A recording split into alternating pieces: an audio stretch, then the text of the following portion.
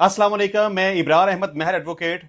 आज मेरे पास सूदखोरों के लिए एक बुरी खबर है और ये एक पब्लिक सर्विस मैसेज भी है। मैं समझता हूं मेरी ये वीडियो बड़ी इंपॉर्टेंट है। हर शख्स को ये अपने पास महफूज रखनी चाहिए और कानून के बारे में आप सबको पता होना चाहिए, क्योंकि कोई भी शख्स आपसे सूद वसूल नहीं कर सकता।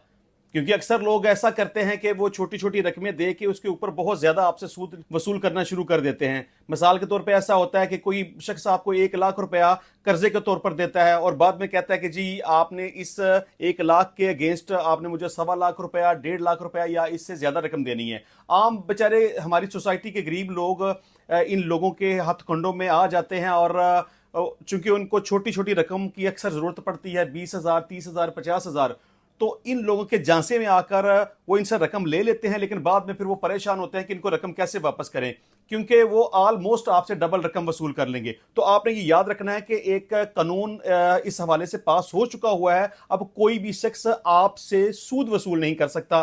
सूद तो वैसे भी एक हराम है, हमारा मजहब इस बात की इजाजत नहीं देता, क्योंकि कहा जाता है कि जो भी शख्स सूद लेगा वो अल्लाह और उसके नबी सल्लल्लाहु अलैहि वसल्लम के साथ जंग करेगा। कानून यह है कि जी prohibition of interest on private loans act 2022।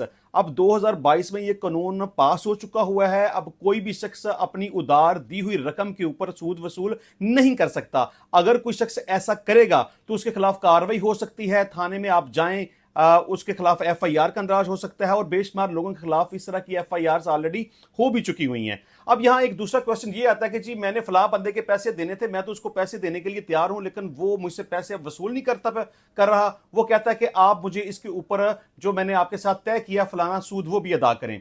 तो आपने ये बात याद रखनी है कि आपने सूद उस बंदे को अदा नहीं करना। आप डायरेक्टली अदालत में जा सकते हैं, मुतलका पुलिस स्टेशन में जा सकते हैं, अदालत के अकाउंट में आप पैसे जमा करवा सकते हैं, लेकिन आपने कभी भी किसी शख्स को जो स्पेसिफिक अमाउंट आपने ली हुई है उससे ज्यादा उसको आप अदा नहीं करेंगे, नहीं करनी चाहिए। क्योंकि सूद किसी भी सूरत ना तो मजहबी तौर पर आपको इजाजत है और ना ही कानूनी तौर पर आप इसके पाबंद हैं कि आप सूद अदा करें।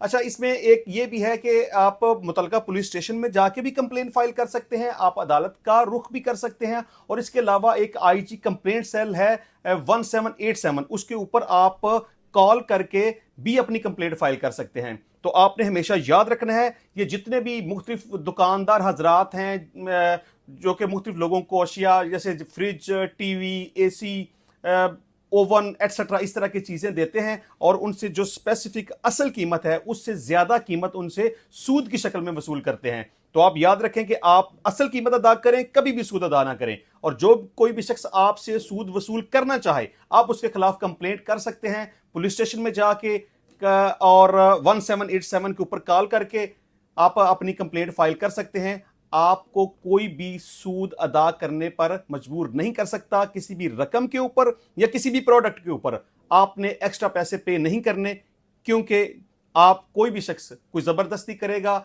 मजबूर करेगा, परेशान करेगा, तंग करेगा, तो आपने फौरी तौर पर मुतलका पुलिस स्टेशन में जाके उस शख्स के खिलाफ एफआईआर का अंदराज करवा देना है।